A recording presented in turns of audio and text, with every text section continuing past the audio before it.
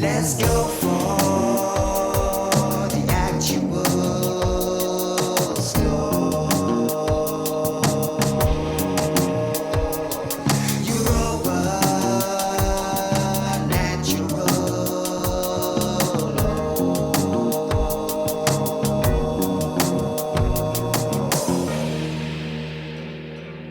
Greetings, humanity, and welcome to Europa Natural Law, a new roundtable transmission dedicated to healing the madness, badness, and sadness plaguing our beautiful, bountiful world. Through regaining our sanity, reclaiming our inborn sovereignty, and honoring our inherent responsibility, we can improve reality. I'm your host, Nemo Jones, reporting for Beauty.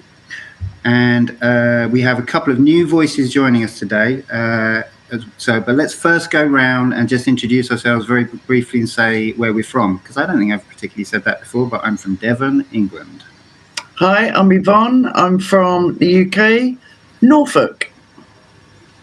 Hi, my name is Wukan Kempfer, and I'm from Germany. Derek Bartolaccelli, Americano, Italiano, living in France, Southern style. Been around. I'm Oscar. I'm currently in Italy, visiting my mom where I grew up. But I'm currently I'm based in Denmark. That's where I am most of the time. I'm Tommy McGann. I'm just outside Glasgow, up in Scotland. Up here trying to wake up the Celts. Not going great. And my name is May, and I am from Denmark. Hi, Kris Nelson from Quebec, Canada. Cool. So welcome to all of you. Oh, and we've got your special guest in the back there, Kris, as well. We can hear, which is great. So welcome to all of you. And before we get into the topic, let's just welcome our new voices, Oscar and May. And if you could give a little bit of an introduction about what in your life brought you to this central important subject of natural law. So let's start with Oscar. Sure. So a short story of how I came to learn about natural law and get active in trying to make it more commonly known. Well, I learned about natural law through Mark Passio's work. I think I found it in 2018, so that's about 5 or 6 years ago. And I also delved deeper into his work and also found other teachers, such as a philosopher called Jaina ESP, and started reading books as well on the topic. Natural law is, as I understand it, a science of metaphysical laws or principles, which means that it's not only the laws that we can see physically, even though that they also manifest that way, but it's the things that are also behind our 3D experience.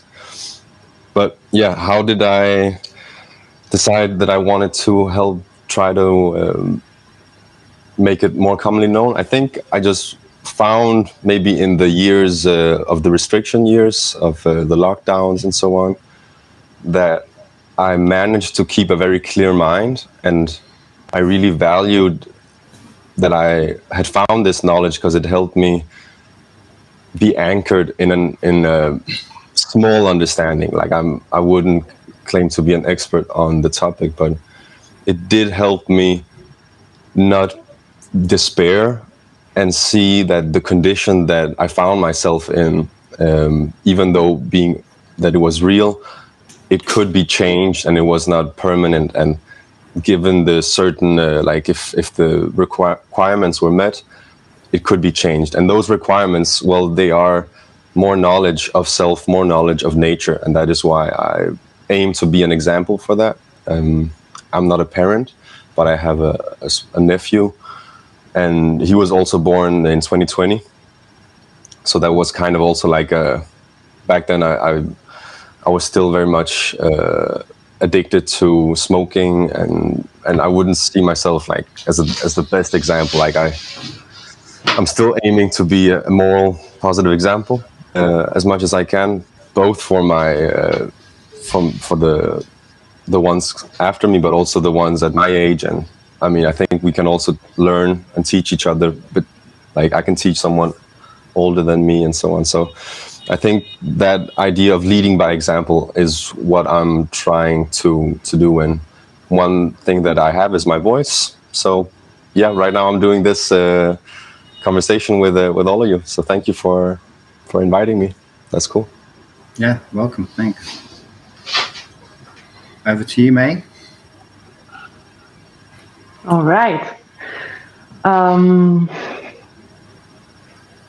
Yes, where did it start? I remember being introduced to the work of Mark Passio in 2021.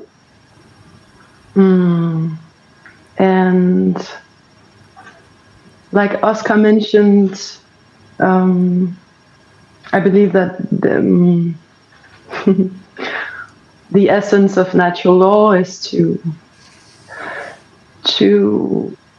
begin to grasp more of truth. And I think that journey for me has been ongoing for all of my life, in a sense. There's been this curiosity to learn and an eagerness to see through some of the things that didn't make as much sense. Finding alternatives to some of the problems or the questions that would arise. So it's difficult to say where it started. Natural law.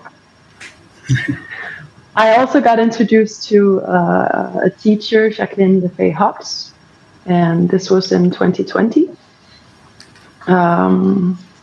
And her teachings have been following me. Something that has been a way for me to connect back to this source connection and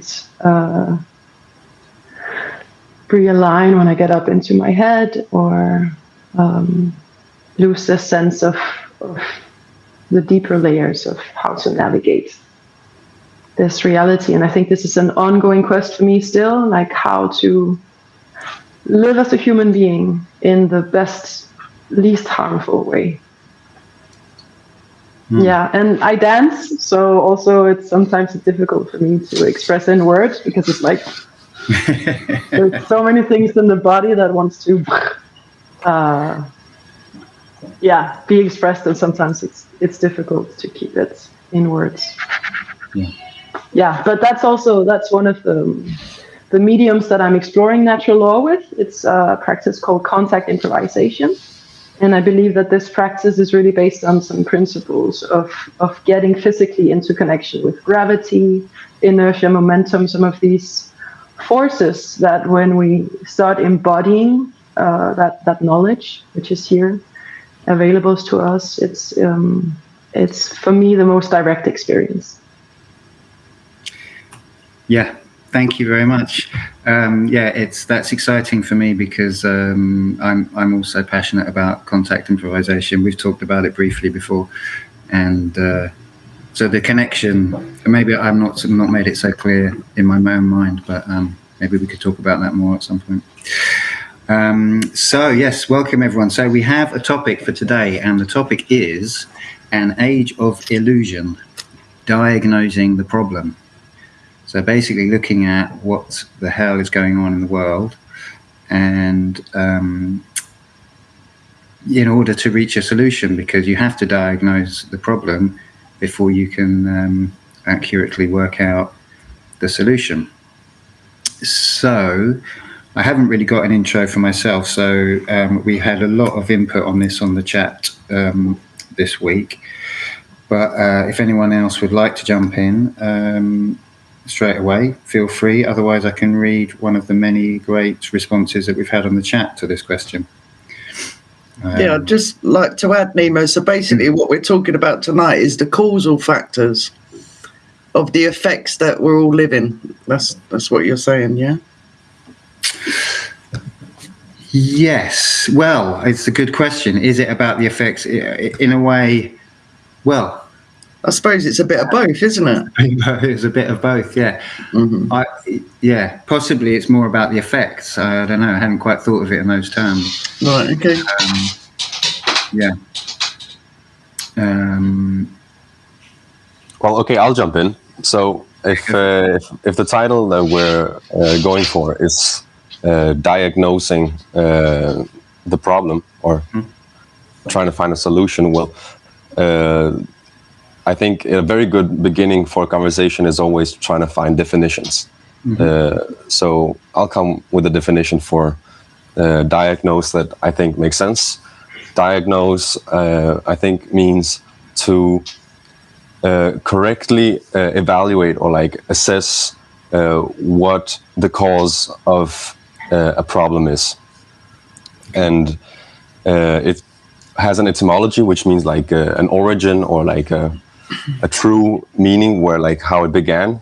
That word diagnose can also have been used or is used today in a very different way, but the way that I would use it is connected to the original meaning, where if you look at dia, it can mean it's Greek, and it can mean by way of or through, and then gnosis is something related with knowledge, or so if you put those two together, you will have by way of knowledge or through knowledge. So when we're looking at a problem, we want to use knowledge. Through knowledge, we want to assess what is this problem. We want to, of course, become aware of it by the symptoms. That's, well, it's not the easy part, but it's the first part. That's one step. And then we also want to see, well, what is the cause of this of these symptoms that we're experiencing? And then the solution would be then, well, then what is the right action? But you cannot get there, and that's something we're often rushed to trying to find out, how do we solve a problem? But we cannot get there without correctly diagnosing a problem, without understanding the cause of it, without, well, first of all, we have to kind of give the problem a title. And I would say that since we're here together speaking about natural law, the problem that we're trying to diagnose correctly is slavery, is why are we bound to falsity? Why are we in these dynamics of where someone claims an ownership over another, where there's a master-slave dynamic? So I would diagnose the problem as slavery. And I know this was a bit of a rant, but my main point would be, I think it's a good way to start a conversation by coming with definitions. And it's kind of fun. Like you can see it as a game as well. If there's a word where you see there, it could have multiple meanings, what does it mean? How would you define it? And then you can also look it up in a dictionary. Those exists. Yeah, that's great. Thanks. And I think that just to hone in on that, I think we are kind of looking at symptoms and causes, or effects and causes. It's really, in this question, what is the problem? You have to kind of look at both. You want to see, well, here are the effects, and so what's causing that? So I'd say it's probably a bit of both. That's how I'm kind of looking at it. Yeah, I guess I'll just say real quick, and then we'll shift to wherever people want to take it. But as I mentioned in last video, there's the plane of effects, which we're all standing on. Yet, how many people are operating on the plane of causes and understanding the root cause of said problem, issue, what subject, right? Otherwise, we're not in a position to really make change and solve that root problem, whatever. So yeah, that's just a lot of things to consider, especially when there's like the majority of the population, 8 billion and counting, whatever, that are in violation of natural law, or being violated under whatever draconian measures. And there's just stuff that's been in place since we've been born. You know, it's not the individual's fault, but you know, after we get to understanding certain things at a certain age and this and that, we have to operate more accordingly and live, you know, more as light as a feather, because especially in these, you know, trying times, you know, humanity is being tested beyond belief, and the heart of mankind is being weighed on the cosmic scale, and we really need to understand, you know, the whole Kali Yuga stuff, and you know, there's been Hopi prophecies and the Armageddon software, and you know, the end days and all this shit. Where I think there was, you know, ancient psyops way back in the day where they were trying to seed certain, you know, things, you know, to take, you know, place in the future and that kind of stuff. But that's, you know, kind of more of a different subject. You know, we're living in, you know, the, you know, all this shit, and we have to, you know, really extract ourselves in our participation of that, because we don't want to be a part of the problem. We're looking to be part of the solution, right? So yeah. Yeah, it's interesting, Derek, like you bringing up, it kind of, it brings up the question in me, are we disassociated or disconnected from natural law? I've been thinking like we're definitely not. And the effects that we're all experiencing are very much natural law. As I said before, it actually doesn't go away. And I know it can be like a contentious issue,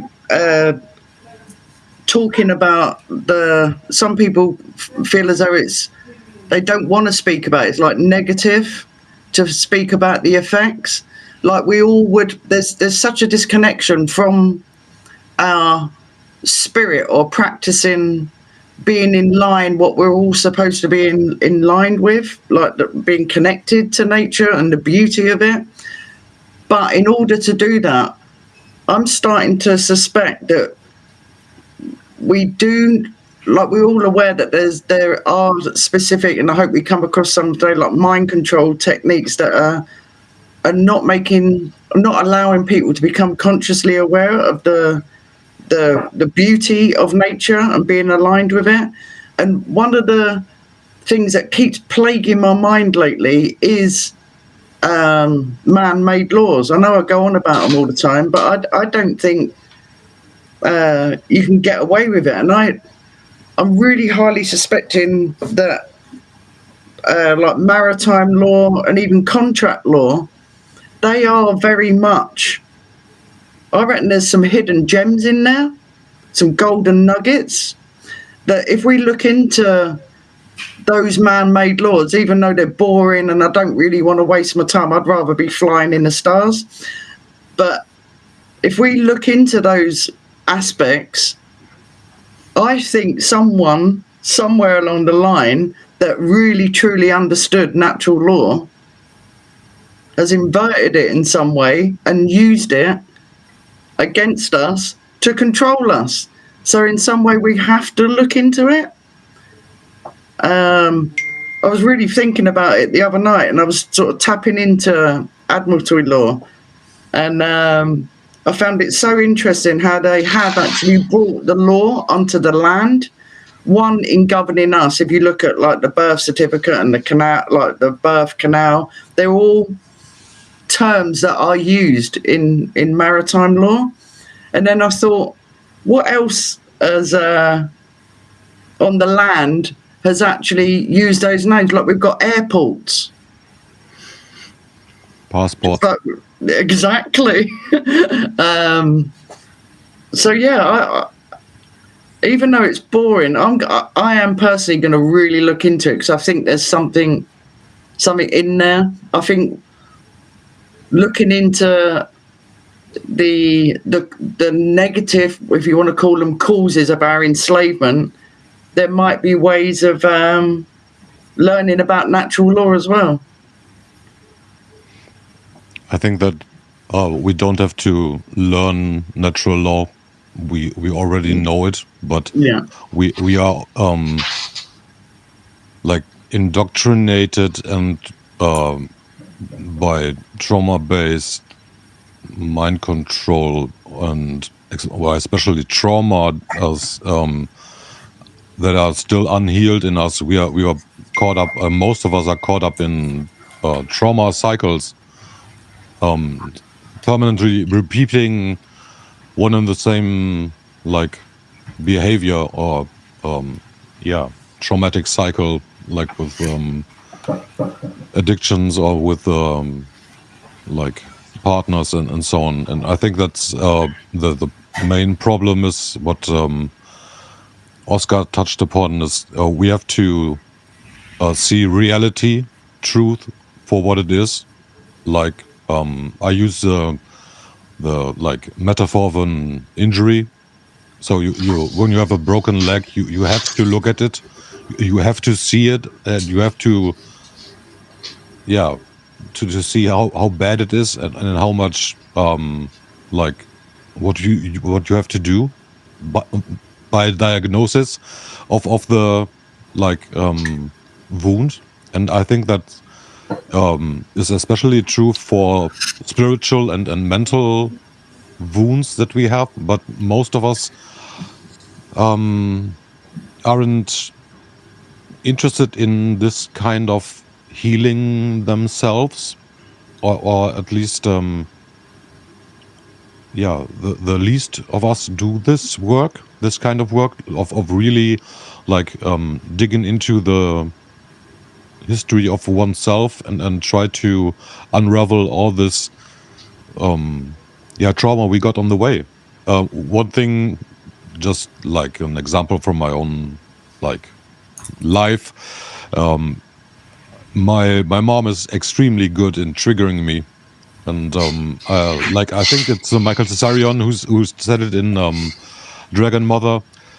The parents install the triggers in us, so for sure they're good in using it, but it's interesting to see when you are like aware of all these triggers and you see a person like pushing your buttons like crazy, and you don't like go off on a tangent like usually, and just sit there and watch this situation. It's very empowering. But the most people on the surface aren't that far in their own like healing, and they're very easily played by dialectics and false choices, false goals. I think it's like, look, that's it's one thing is the internal wounding and trauma. Another thing is like layers of delusion. And for me, I think if I had to use one word, it's illusion or delusion. That's the problem.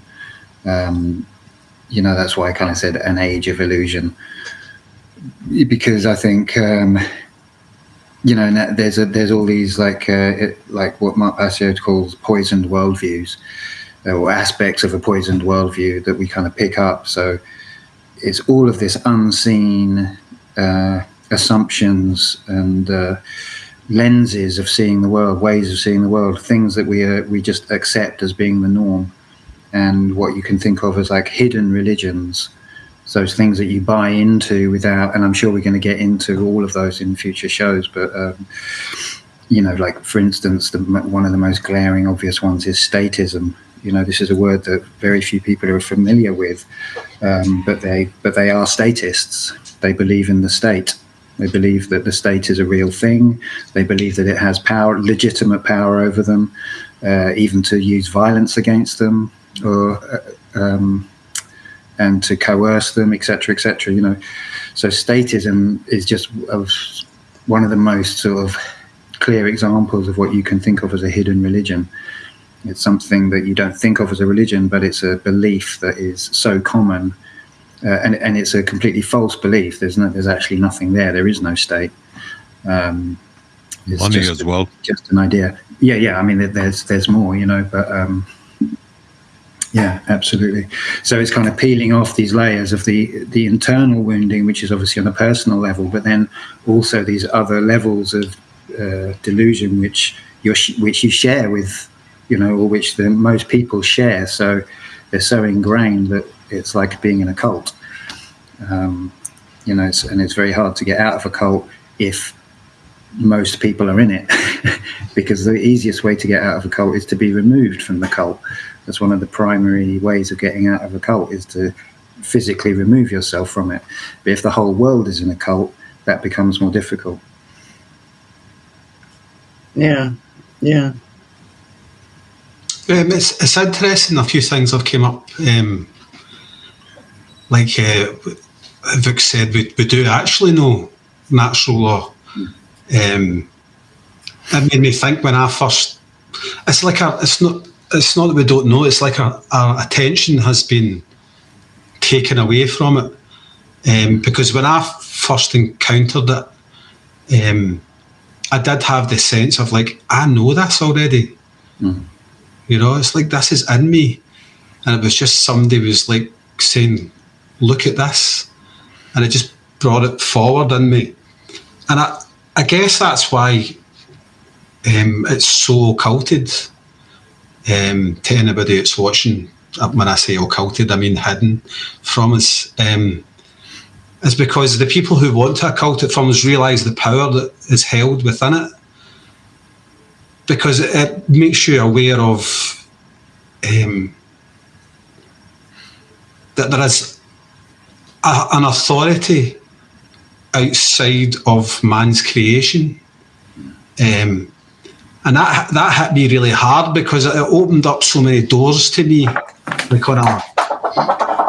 on an awakening level, on a spiritual level, that until that point had been shut to me. And it makes you realise who you are. And I guess that's why it's been occulted by the people who want to occult it, because you don't want people tapping into it. I said in my answer on the chat that people have kind of forgotten where they come from with regards to they've moved away from the eternal divine and their internal divinity. I certainly had that happen to me, and natural law opened that back up to me. So people start to become sovereign when they don't become sovereign. You are sovereign already. They realise that they are sovereign at that moment, and that's a problem to what would we call the powers that should not be. They do not want people understanding that, because when you understand that, you're ready to claim that back. But yeah, natural law, what also made me realise, we talked about the problem, is because people have been dissuaded from looking at natural law, it gives the malevolent powers of this world the opportunity to put something in its place, which is man-made law. And what branches off from that is them being able to basically convince us of anything, convince us to believe anything, because we've lost the connection to divine law. And therein lies all the mind control and all the trauma that Nemo was talking about there. And that's all embedded into the culture that has been created around the lack of knowledge of natural law, because it's been replaced with man's law. And they've created this whole system, this whole culture that is trauma-based. And because it's been like that through generation after generation after generation, it's became the norm, until you wake up to it. Anyway, I'm just kind of rifting away on this. I didn't have any conclusions on this. It's been a good conversation. It's just triggered lots of thoughts on my mind. I'll leave it at that just now. Yeah, it's well put. Wasn't it Voltaire who said that the one who can make you believe absurdities can make you commit atrocities? Yeah. I think it was him, and that's just an add-on to what Tommy said. Yeah, that's a big problem, the lack of knowledge.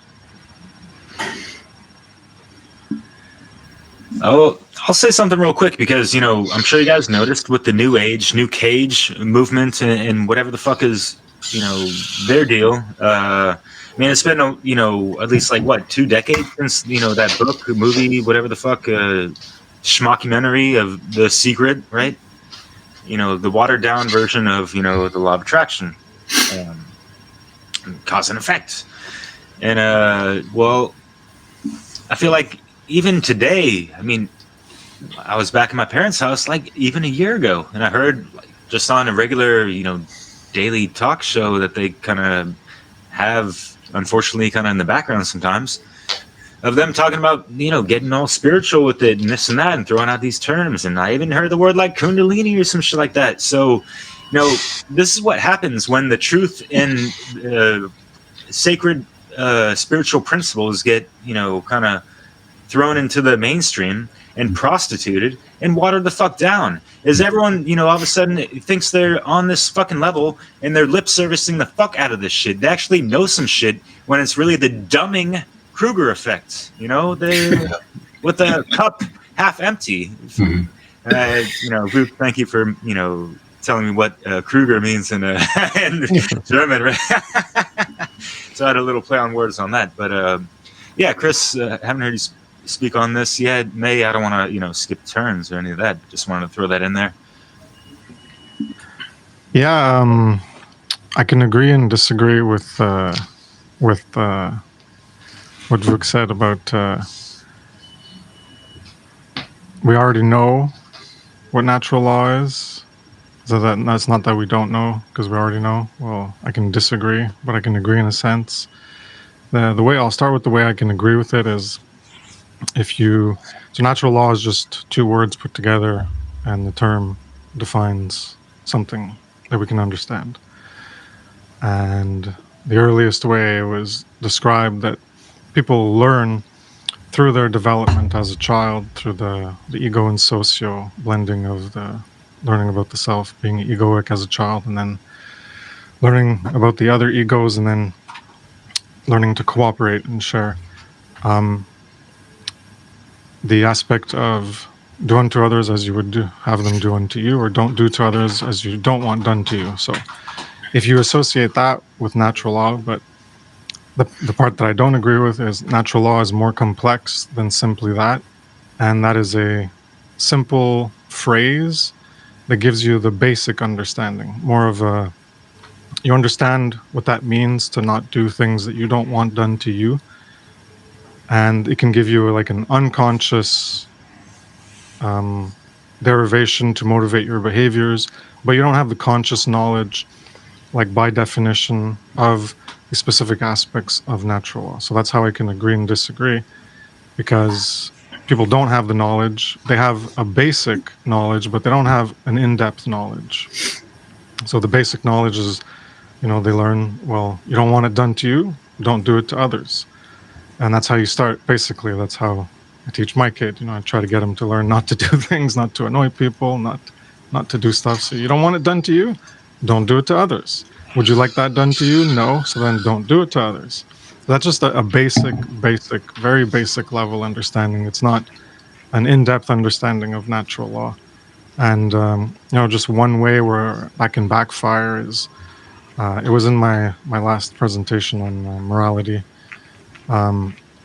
So if you just take that as, what I don't want done to me, I shouldn't do to others. Well, in the falser, unrealer, lower version of themselves that people currently are relative to the potential that they can aspire to as a higher, realer, truer version of themselves, what they currently are is, well, they don't want truth told to them. They don't want hard truths. They don't want to rock the boat.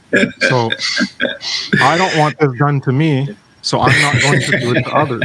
Yeah. So the golden rule, or the apophatic version of the golden rule, of stating it in the negative of don't do to others what you don't want done to you, it's a very basic understanding. So in that sense, yes, we all have that. Most of us have that from a very early age, and we just don't know how to apply it, or we choose not to apply it in a variety of ways in how we live our life, or how we live in the aggregate altogether that creates the system of enslavement. But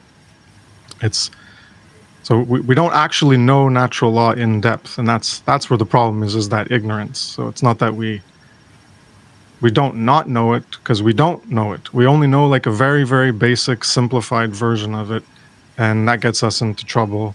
And then we can choose like, well, I don't want this done to me, even though it's a positive thing, but it can hurt. You don't want it done to you, so then you don't want it done to other people, and that's where people stay silent and they don't use their voice to speak the truth.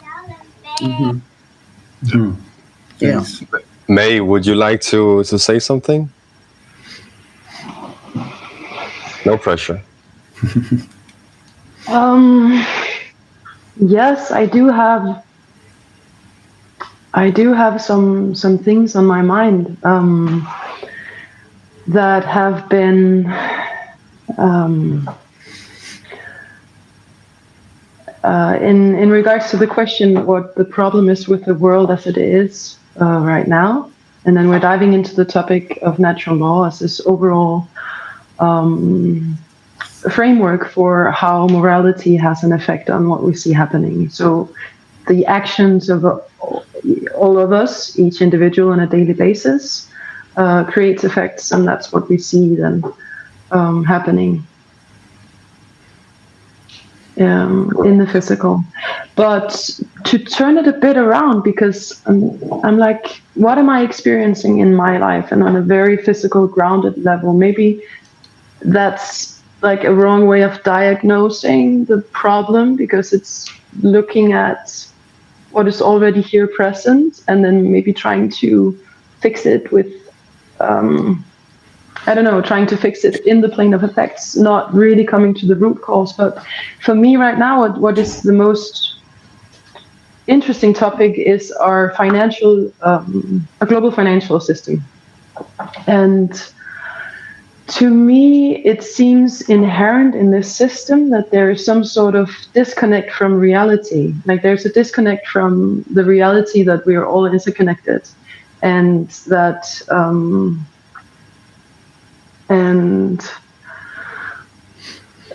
we feel each other. We are connected also through our empathy. That when someone else is suffering, you see that, and you connect with it, and you feel it, and I see the baseline of the economic system is basically, okay, if we're playing this game, then I am gaining from your loss. You know, there's this money, and there's all this way that we exchange it in between us, but somehow, like, in that dynamic, there is competition, there is like scarce resources, and then we're fighting over them, and it becomes this hierarchical structure where you then position yourself above someone else because I'm smarter, I could figure out a way, or I have some knowledge that I keep for myself because it's for my benefit, and I can create these divides and dehumanization, and it's basically also what's going on with humans and animals. Like we cut off our empathy, and for me, one aspect that's very grounded in physical reality and that's visible on a daily level is this monetary exchange that sort of supports this mindset of some people having other privileges than other people, and to me that's visibly unfair. Like, how come I have these privileges because I'm born in this country instead of another country, and then so the currency that is being exchanged here, it has a lot more value if I go somewhere else, then I'm just rich. Like where is the fairness to this? And so I see the global financial system as really a thing that we need to figure out how to get rid of, to be honest, in terms of not continuously supporting that. Some people now already have throughout generations gathered a lot of power through then the accumulation of money, and that money can buy whatever you like with no moral questions. Like, we exchange in currencies that no one is asking how did you make it and where did it come from. So that's I think it's can I just come in? As Vuk said, another of the hidden religions is money, and it's, you know, so, well, not hidden, but, you know, part of the furniture. And I think, yeah, so I would agree on that. I just wanted to come back as well on well, I think to me, what you're talking about, May, is kind of like secondary psychopathy in a generalized sense. It's just the general conditioning of people to kind of accept a psychopathic worldview. It's like, really, we live in a psychopathic world, even though none of us are most of us are not psychopaths. We kind of accept psychopathic conditions, basically, psychopathic conditioning. And then I just wanted to say something, come back to something about what Vuk said about already knowing natural law. I think it's a thing about recognizing it, and the more that you hear about it, the more familiar it is. You know, I think that's how I experience it. And just a little anecdote that just when I was getting ready to do the show just now, someone asked me what I was up to. And I said, I'm doing this show about natural law. He said, you know, classic question, what's that? And I can't remember exactly what I said, but he said, oh, right, yeah, I get that. I always thought since I was a kid that, you know, morality becomes above legality. Morality, not legality. And it was, as he said, right as a kid, he thought that to himself, you know. And I thought, yeah, that's kind of like, I said, yeah, you get it. And so that's, I think, what people kind of, you know, that's how I understood what Vuk said about this, that there is an innate understanding at some level, you know, however, that, yeah, there's always depths, new depths of understanding. And then just one other thing that I had took a note about was it would be great to have a definition of sovereign, because it's been mentioned. I'm sure someone else can give a more accurate definition than I can, but it's such a great word, and probably one that we'll be using a lot in the future. So if someone wants to give the definition of that, yeah, go for it, Oscar. Yeah, definitions is definitely my. I love definitions. I love clarity, and I would actually beyond only defining that term, I would like to put it in the context of trying to share how I'm receiving the things that we have all been saying, because I really think there's some good points being made. Mm. And so I'll start with saying that there's this teacher called Jiddu Krishnamurti, and he really goes in depth with a principle that you can kind of see a similarity between the Hermetic principle of correspondence. He speaks a lot about how the internal, or what we can call the within us, or the individual, the mental, like what we have in our own consciousness, well, that is reflected in the external, in the outside, in our society, in our relationships, and in the condition that we're creating. So what you're speaking about, May, for example, with how are we dealing with resources and that mentality of I'm gonna step on you if I can get to a better status, and this lack mentality. Well, that is an internal condition that we are then manifesting, and that can sound very much like I am blaming, you know, the people who are suffering because of external condition. And to a certain degree, there is truth to that I am pointing at some personal responsibility, but I wouldn't say that, oh, if people just change their mind, the external is gonna change, because I would say that would be kind of evil.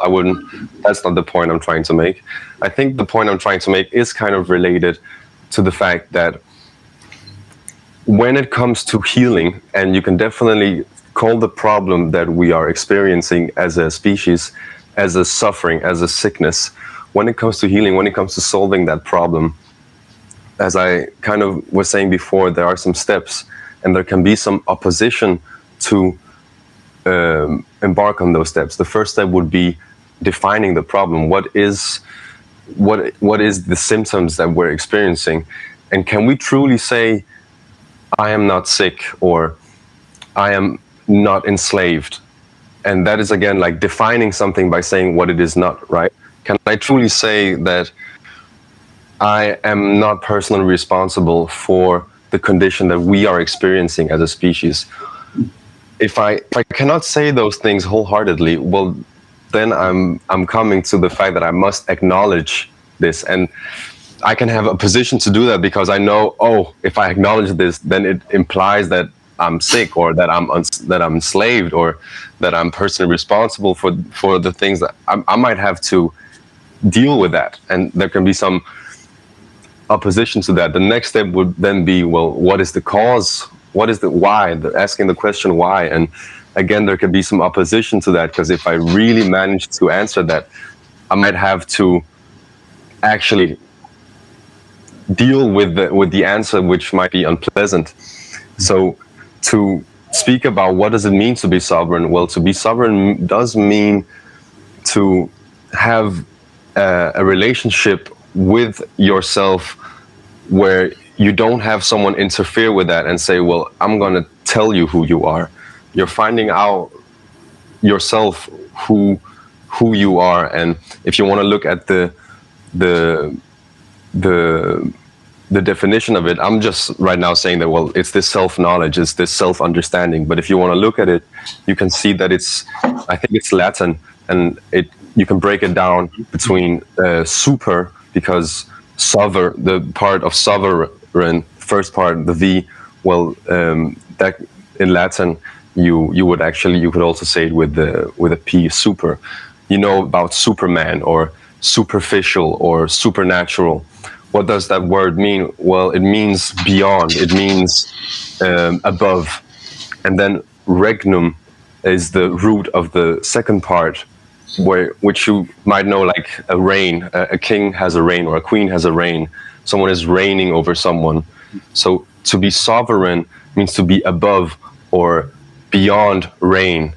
What does that mean? Well, it means if I'm truly knowing myself, if I understand myself, no one is ruling above me. I'm beyond that rulership. I'm beyond being reigned upon. I'm above that. That doesn't mean that I get to do that, that I get to rule upon others. It just means that I am internally king. I'm a monarch of this kingdom, of my consciousness. And what I think is being implied when it comes to knowledge is that there is unconscious knowledge and conscious knowledge. So unconsciously, we know that we are heroes or heroines if you're the other gender. But to really grasp it, to really get that, it's not just, I think, I would disagree and say that we just need it to be spoken, even though that is very much a big part. I think we need to engage with it, and we can actually also engage with it by ourselves. I mean, one of the beauties of this conversation is that we get to mirror each other's insights. But the reality, I think, I'll just speak for myself. For me, is that I don't feel like I have a lot in my, like at least physically, that I can mirror these insights with. But that doesn't inhibit me from engaging with this knowledge and really getting it, really gaining an understanding of it, which makes me more of a sovereign. Actually, the way that I really got into natural law was to try to find out, what does it mean to be sovereign? And I remember finding online someone writing, you might think, because there's a whole thing called the sovereign movement, and he was criticizing that. He was saying, well, you might think you can change your status, you can change status, status, as from being in this maritime law aspect, it's called that you can be a creditor or a debtor. Like, so it's different. Basically, it's saying, are you a slave or are you not a slave? And he was saying, well, you can change all that. You can change it on pieces of paper. You can contract. You can exchange. You can deal in this system differently.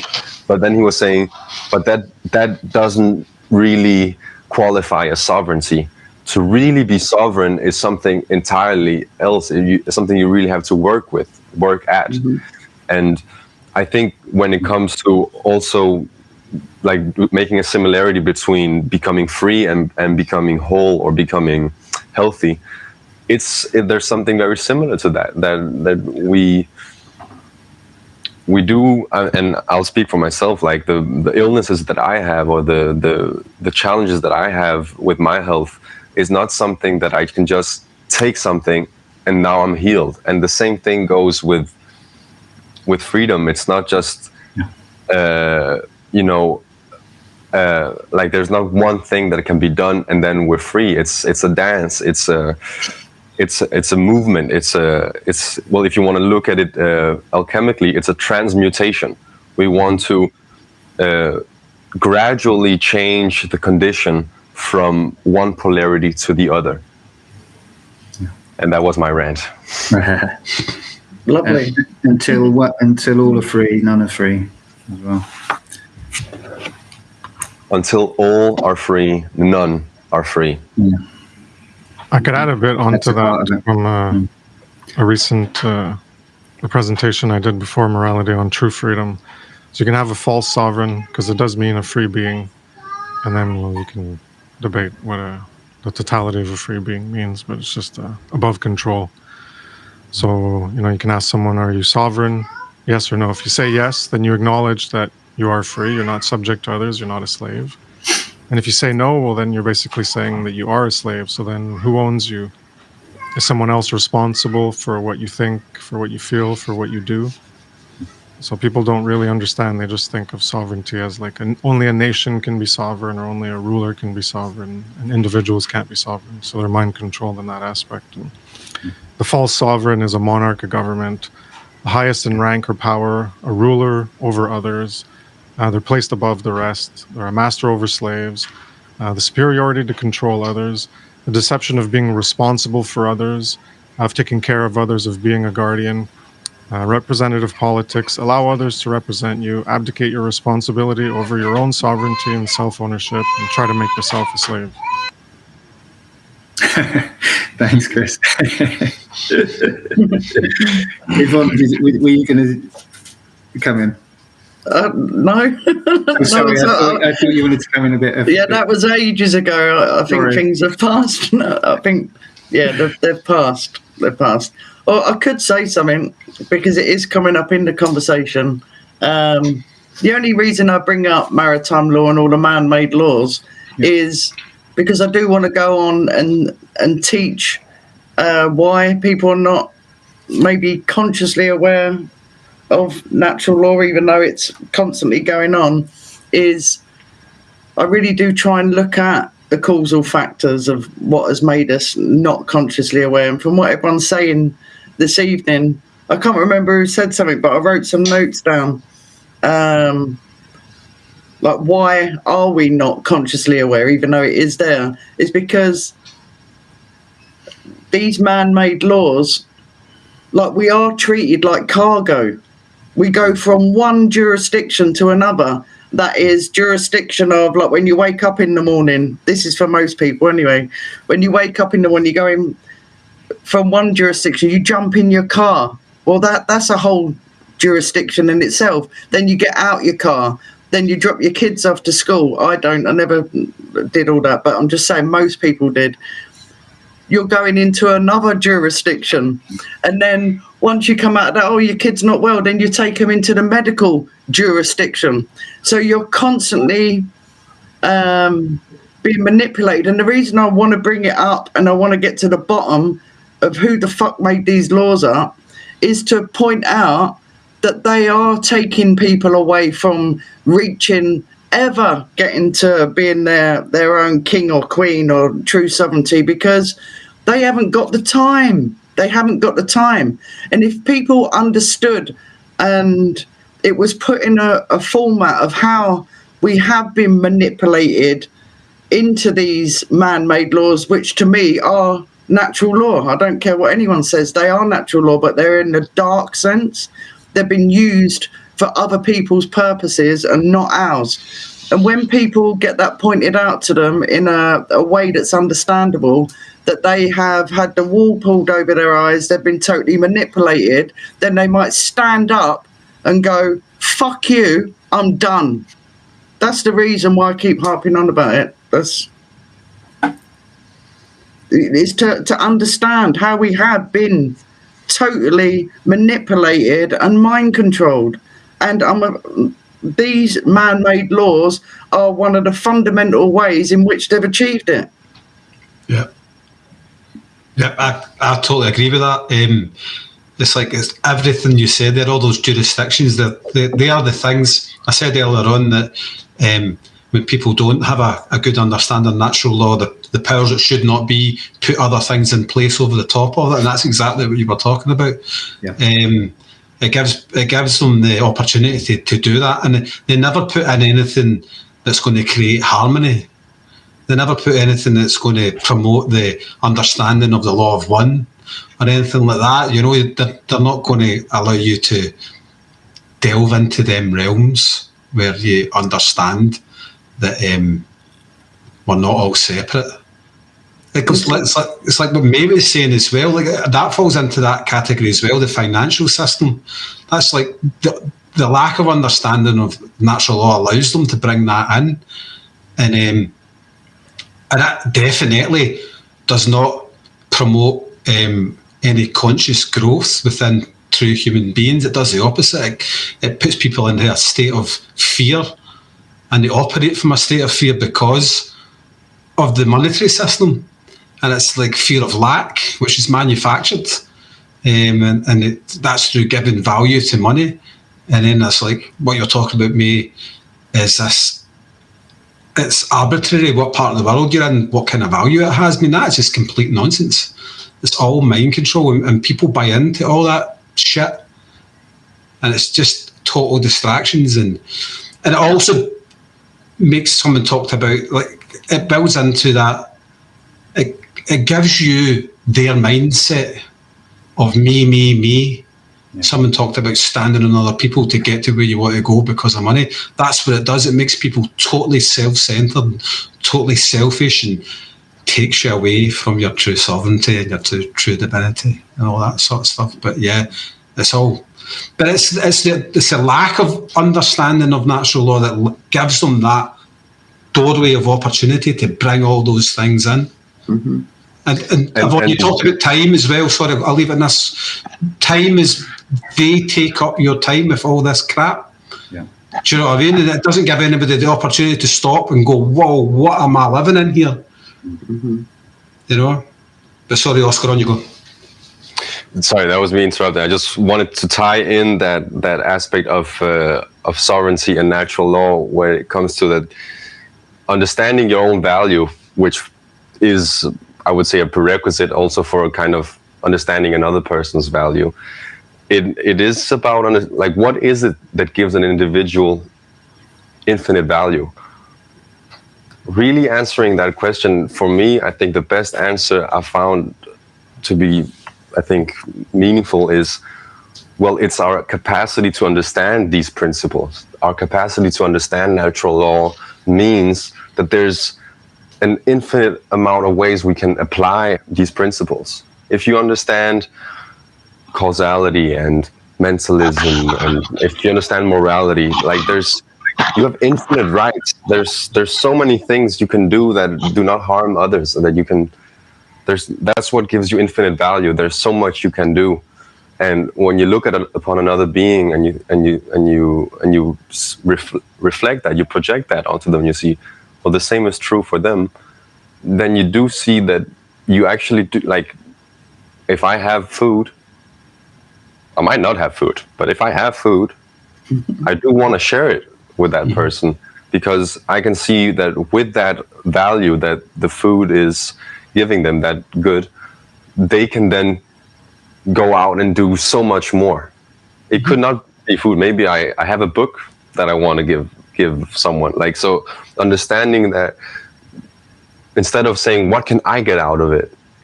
Which means that I don't really understand that, like, well, I'm gonna die. Like, maybe it's not about, okay, I'm ranting so much.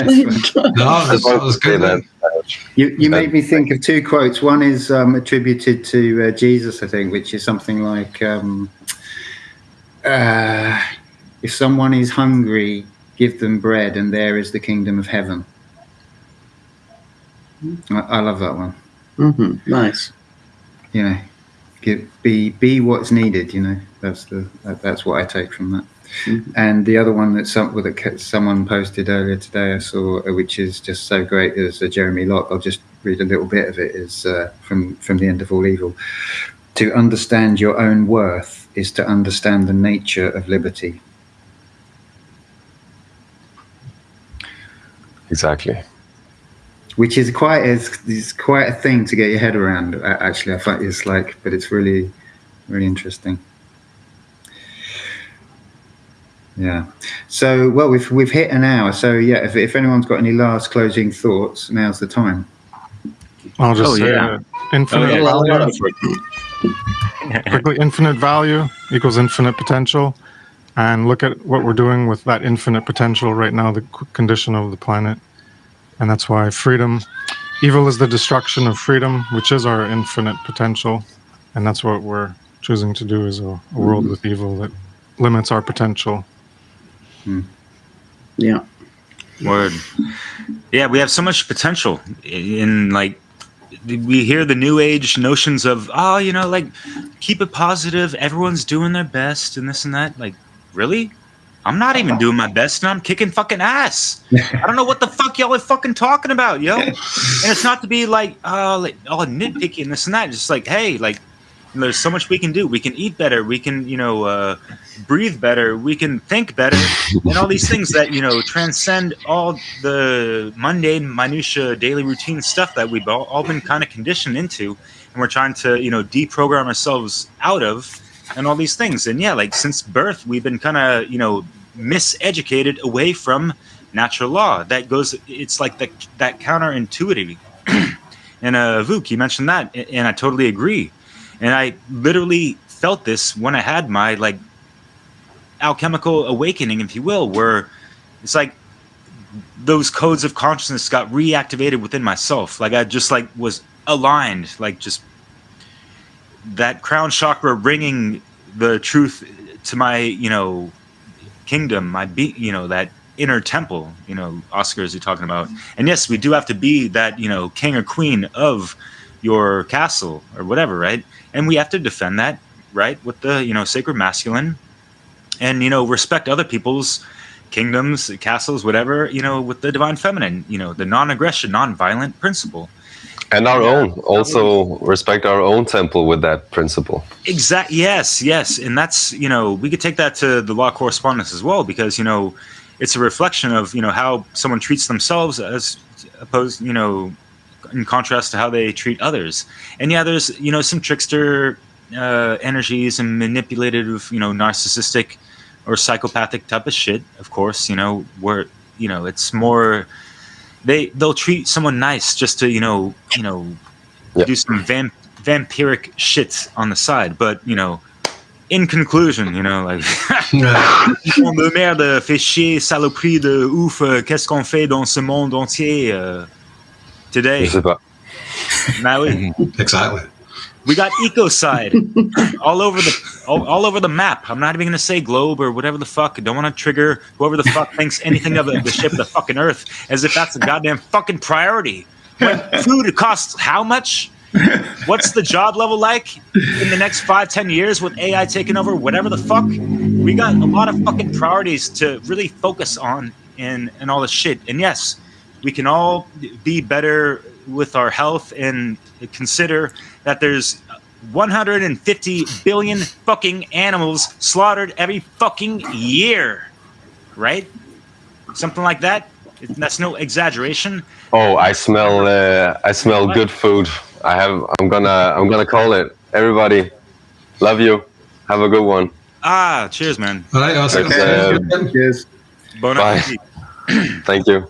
Yes. See you, Thanks. mate. Thanks. Cheers, Great having buddy. you. He was killing it too. Yeah. Can I finish it real quick? Or Go for it. Yeah, because I mean, we have to understand things, at a metaphysical level as well. Like, all the death and suffering, all this stuff. What's going on in the collective morphogenic field of energy consciousness that's just around in the ethers, whatever the fuck. And I'm not banging on anyone that eats whatever the fuck. It's just like really consider to take steps towards causing the least amount of harm and contributing to it, or supporting it, whatever the fuck. And that's one avenue amidst a wide fucking variety. So like, we're not here to pick our fucking battles to like argue about whatever the fuck. Veganism is quite integral with the non-aggression, do no harm principle. If people need that for whatever, just try to minimize it if you can. If not, whatever. Like, we have bigger fucking fish to fry. Like, all this other shit that's going on. And yes, we're the majority of us are broadcasting from Europe with the European Union and that monetary draconian system. And if you guys remember, when the union was first getting started in the early 2000s, they had that poster, and I'm sure you've seen that on the David Ikes and all that stuff, where you can look it up, just Google it, European Union poster or something like that, and you got the Tower of Babel pretty much with a bunch of fucking blockheads around it. And what's one of the most popular video games right now? Minecraft, with a bunch of fucking blockheads, right? So it's like, can we figure out some of this mockery done upon the population of people, and not be a blockhead about it, not be in that base level consciousness about it, and rise above this bullshit checkered dualistic playing field of absolute fucking bullshit, divide and conquer shit. We have to really take ourselves out of that formula and do our best to make do with what we have with other people. We're not always going to agree on everything, right? But we have to understand the bigger pictures in mind and all that stuff, and always keep that the inner compass of spiritual armor of righteousness and just right action. The armor of God. Morality. Yeah. Go for it, Vuk. Yeah, definitely. And I think that a sign of a sovereign being is that it can freely choose how to invest its time. So we can choose how to invest our real universal spiritual currencies, that what is time and attention.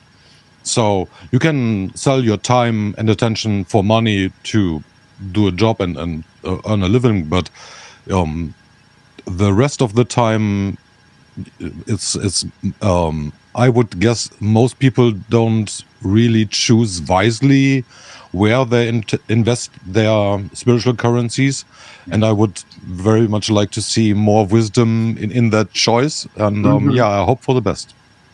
Yeah, it's a good point. Yeah.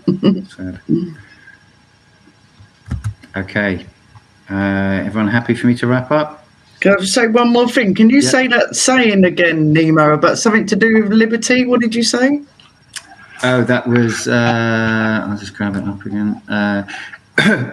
The whole quote is longer. I just read the last part of it, which is to understand your own worth is to understand the nature of liberty. Right. So what that triggered in me is anyone that just listened to that and you had thoughts come up in you that made you or prevent you from visualizing what liberty is, that's what the problem is. Just wanted to say that. Yeah. Hey, Tommy, did you want to say something about, the digital apocalypse of the scrollathons? This is some kind of new disease out there? Scoliosis. It's widespread. It's bad for your fingers, guys. Stay focused. No scoliosis. Yeah.